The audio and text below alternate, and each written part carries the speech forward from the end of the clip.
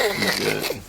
Very hot. It's been a sad time. I think her overall, topic of what she was trying to address was that. I'm not even finna explain all this to them. Oh, damn, they still can see me. This is what it's like, though. Yeah. Sensei. Yeah. For real though.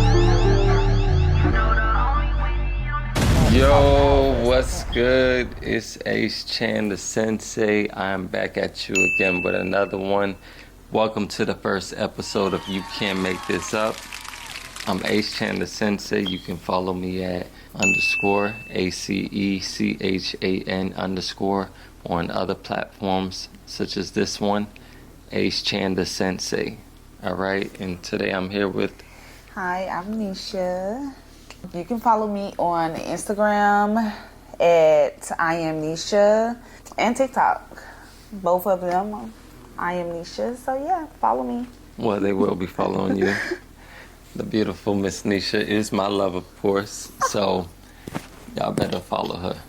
All right. So like I told y'all, this is the first episode where we will be talking about various topics, in the know topics. Mm-hmm. And, giving our feedback on it. First of all, I decided to do this because I know when it came about of speaking of in the know topics, there weren't really any messages out there. I figure that everything that I give, I always give a twist. If you follow my social media, you'll realize that. And I just want to spread some peace, spread a message behind this. So tell me what y'all think. Make sure y'all drop y'all cities in the comment. Like, share, subscribe. Tell us your favorite content. What topics do you want to hear about? What is some of the in the know news that's going on? Let us know, and we'll share our feedback. So we're here today. We're going to just speak about everything that has been going on recently. From what I know right now, I know the Breakfast Club has been having some drama. Mm-hmm. And you got Jess versus Lauren LaRosa. The internet is kind of putting them against each other. And it's all turning into a soap opera. So what's your thoughts on that? Well, I definitely feel like, hey, the cat's out the bag. I feel like Jess has every right to feel the way that she feels, and that's just me speaking on the fact that I think her overall, topic of what she was trying to address was that, hey, I was on maternity leave, and when I got back, things weren't the way that I left, and nothing was communicated. Correct. So I think that was her biggest, takeaway from it, and I don't think no one was hearing her. And, of course the people in the comments, they're going to have to say what they want to say, but I just feel like everybody was saying like, oh, that's the reason why she is saying something is because of the people in the comments, and it's like, no. Y'all missing the whole thing. But yeah, I think that them two, actually, all four of them work pretty well together. I truly believe that as well. I don't see what's the issue of having two men and two women, but... And you know what? It was not the issue of having two men and two women. It was more so the issue was that this is my segment, okay? If I'm going to be doing just with the mess, let me do it, because that's what I brought to the table. So don't let no one else come in and I'm back and doing my segment for me. So I think that was the overall thing as well, what I said. Yes, if everyone respectfully stay in their lane, then the show would be flourishing. It would be amazing. Yeah, I completely concur. I truly just feel like when Jess came back, she was kind of in her emotions about it because the comments from the internet was throwing her off. And like Envy said, you can't let these comments get to you. It's a lot going on right now. You just had a baby. Has it been a few months now? 6 months, maybe? Mm-hmm. I don't know the exact month. It's been a few months. But she can be facing some postpartum. There's a lot that's going on, mixed emotions. She probably feel like, hey, her job's being taken away. She's being trashed. She's not used to this new profound fame. But that's what comes with it. You gotta go ahead and be you regardless. Be the best you can be, because the people gonna talk. They gonna say good, bad. It don't matter. However, now I see she's back in her bag. She's focused. She's in her element. Before it was Well, I don't looking think she like ever fell off from being in her bag. it felt like it was slipping away a little bit. I don't think I she didn't stopped. get that takeaway from it. When she came back, Lauren LaRosa and her clearly had some tension going on. I mean, yeah, she admitted it. You know, she admitted that. But that was throwing her off her pivot, is what I'm saying. She expressed herself, which was good. She didn't lose or win in this situation. Herself, you know? Yes, but she could have handled it differently, in my opinion. Now, it could have been handled privately. I mean, that's just how I feel. But they are celebrities. Exactly. So they're it's entertainers. like... That's what, is supposed to be done. When you entertain, everything's public. Relationships, all that stuff. However, my point is, I wouldn't be able to do that either. I have to speak to you in person, behind the scenes. However, we want to represent and support Black individuals who are being successful in these areas. So putting two Black women against each other, it happens every day, but we shouldn't have to make that public like that. And I feel like we as the people or the norm. Yeah, and I feel like we the people who do support these businesses and stuff like that, and radio stations, like, why are we trying to break apart our people? You know what I'm saying? Like, correct. I love my Black people, okay? I lift everyone up. And I think but everyone is not like me. Yeah. So it's like, because you got some people out here who just, they want to see the drama. They want to be like, oh, you got ghostwriters out here, whatever you call them, people who sit behind a computer or a phone, and it's not really them. They're not real. Yes. AI, all that, kids, trolls, but plot twists. What if this was all plotted to enhance the maybe views for the show, to promote Lauren LaRosa? Shout outs to her. Shout outs to everyone in the Breakfast Club. She's getting the show. She has a show coming. Oh, absolutely. I think that's dope. But this could have been promotion. It could very well have been. It's a publicity stunt. And that's okay. Because guess what? The world gonna fall for it every single time. Correct. Because we are trained to move by the internet. Yes. We are. We are. Because it's like if something... The internet controls us, exactly. man. That's why we're on the internet right now, because this is a way of making revenue. This is the way of life. Promoting yourself, getting your brand out there. This is how we're surviving in this day and age. Yeah. It's not the 1800s anymore. We're not out here working in the mine, or doing like now these factory jobs. Just quick and just keep going. That's how I feel like. Because back in the day, it wasn't as fast. Yes. I guess. But all in all, The Breakfast Club is a great show. It's still one of the #1 morning radio shows to me. Absolutely. And I've learned so much from all of the interviews and stuff. Shout outs to Jess and Lauren. They're all doing their thing. Absolutely. Two beautiful Black queens. But to piggyback on that, it's a lot of drama that has been going on. So according to the drama that has been going on, Atlanta is where we are currently. So hot Atlanta. It's been very hot. It's been a sad time.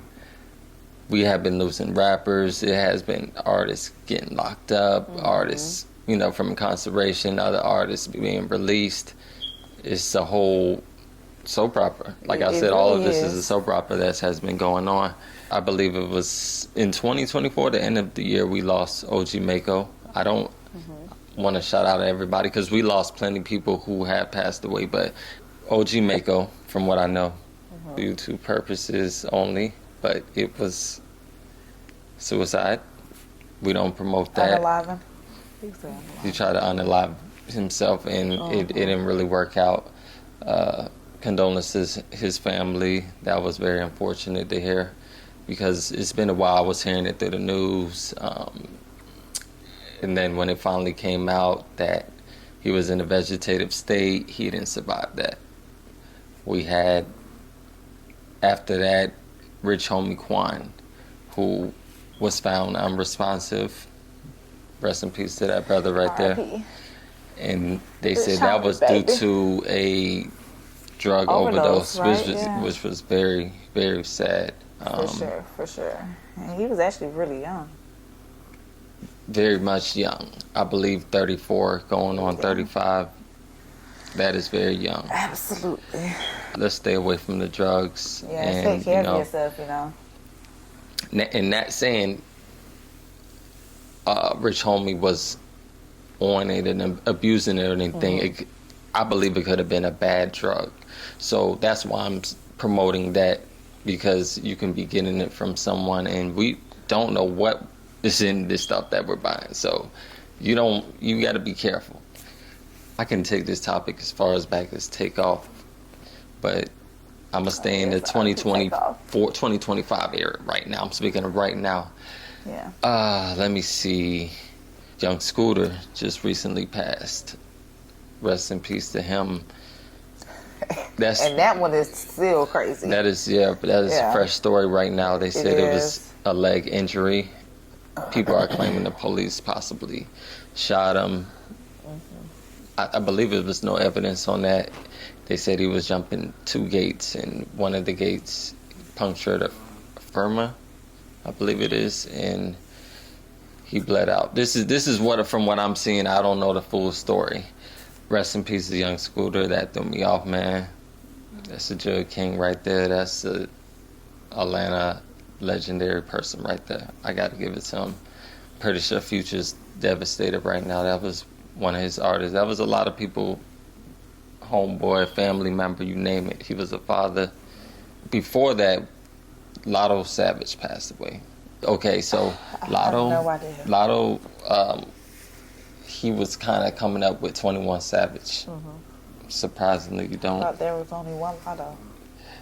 We're not talking about the female Lotto. She is alive and well. Oh, absolutely. Shout outs to her, but we're talking about Lotto Savage.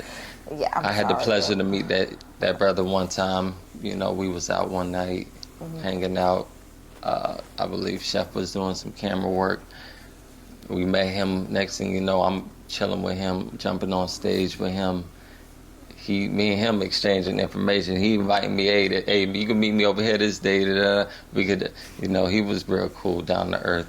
I wish I would have interviewed him, because I really thought when I first wanted to interview, I wanted to pop it off with him. He don't know that, because I didn't reach out to him, but he was real cool. He would, if I reached out, he would reach back. He wasn't like those A-list celebrities who, they pick and choose who they want to rock with. He was a genuine individual. DJ Young, man. Oh, yeah. I was surprised by that one. That one right there. Now, he was a little older, but still fairly young. No, I was about to say, yeah. Like 40. He was like, 42 or something. Nah, I mean, he is pretty up there, because he came out in like the early 2000s. So in the early 2000s, imagine him being like maybe 20 years old. Let's add that with this time, because he was fairly young, but actually, he was about 23 because I seen a documentary or something about it. But anyway, none of that matters. What matters is that, he left a stain, and his name will always be remembered in the most positive way. He got some music that you want to dance to. Actually, he had one of the first I used to songs that dance floor. I feel like that was one of the first viral dance songs from the South. Seriously. From the South now, and especially in Atlanta. Oh, see? 42. 42. So what I said 42. Yeah. 42. He definitely left a stain on this When city. I say hit the dance floor, walk it out. Shout outs to the Cousins, and they song, they say, walk it out. And we had to put that in there. Rest in Go peace stream to out of new him. music. Yeah, the cousins, ATL. The cousins, really. THECOUSINZ. Z. Let's stay on this DJ Unk topic. He passed away in his sleep due to a heart attack, according to what his wife said. Very unfortunate. Yeah. So Yeah, make sure for y'all drop RIPs, to everyone who has passed away, especially like these rappers, because these are a lot of idols that these kids look up to. A lot of these 2010 artists who came out, they're not here no more. Trouble, Spankroll, Fresh. It's a lot of them that I can name countless. For sure. Even the younger ones, King Von. It's underground artists that you may not even know about. I'm sure. All right. I'm sure you know a lot of people, honey. Well, know about a lot of people. Oh yeah, we can speak about all of them. So anyway, while we talking, I just want to speak real quick. Just the drama that has been going on. You may not know too much of it, but it's with No Jumper, Adam 22. They say he just was arrested for the federal indictment that's been going on. Lush, Adam 22 from No Jumper. They already arrested one of his co-hosts, which is Brick Baby. And Brick Baby is affiliated with the Crips, so it's been a RICO going on. We got Baby Sage behind us. All right, we had to take a little intermission. I was speaking on No Jumper, and this whole ordeal has been crazy. First of all, free whoever else, free who's innocent, all right? It's been a lot going on over there at the No Jumper camp. We can start from Crip Mac being arrested. Free him. I can't wait till he get out. It's a big indictment going on with the Crips, Loose Cannon, Big U, Brick Baby, and Adam 22 got himself involved due to just interviewing these guys and being around them in his day-to-day schedule. He was warned a few times about this. He took it as a joke. He even posted when the feds showed up to his house. I believe they tried to pull up to No Jumper. It's been wild. Y'all want to watch who y'all hang with, man. You got people like Remo, Flacco, Suspect. They holding it down right now. Lush. It's a few others I can't name. Josh, shout out to Josh. They holding No Jumper down because it's just looking all bad right now. I don't think that they can do too much with Adam 22 because he only knows but so much. How he said not enough to move the needle. He knows as much as when he interviews these guys. Behind the scenes, who knows? How could I forget Whack 100, the guy who knows all the information?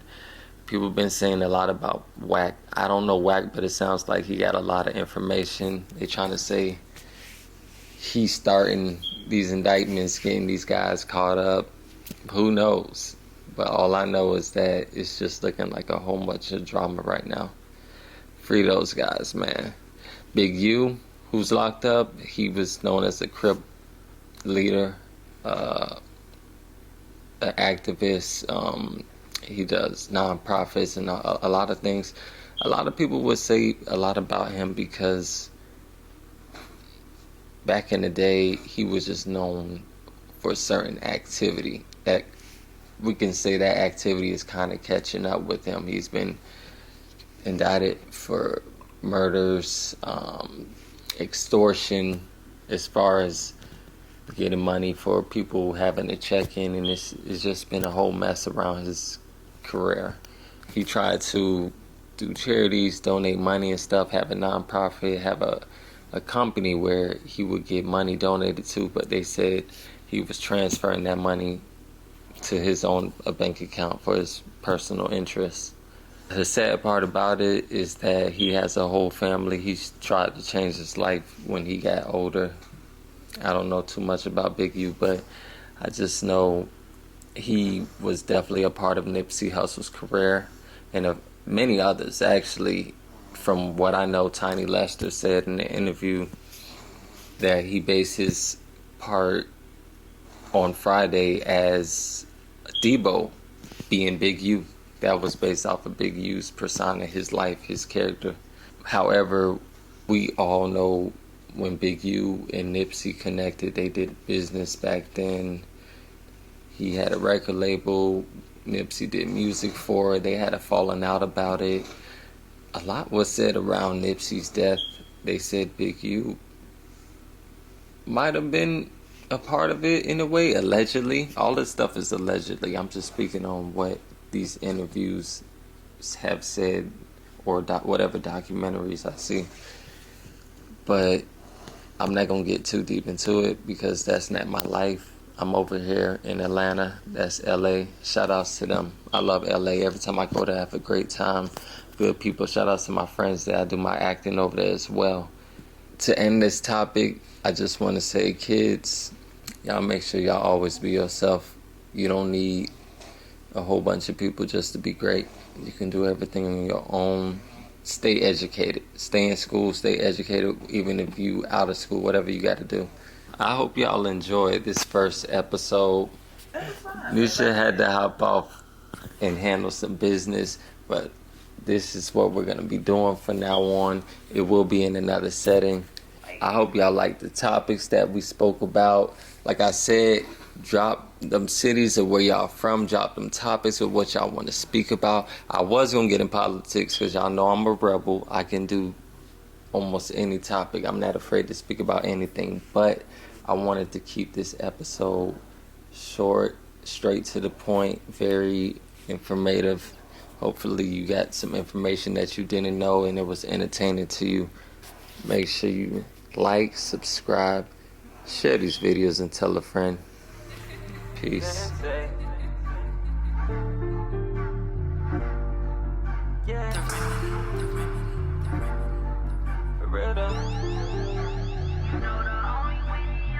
Now they don't do it like me. Now they don't do it like me. Now they don't do it like me. Now they don't do it like me. Ain't got no game, no skills. Ain't put in hard work, no tears.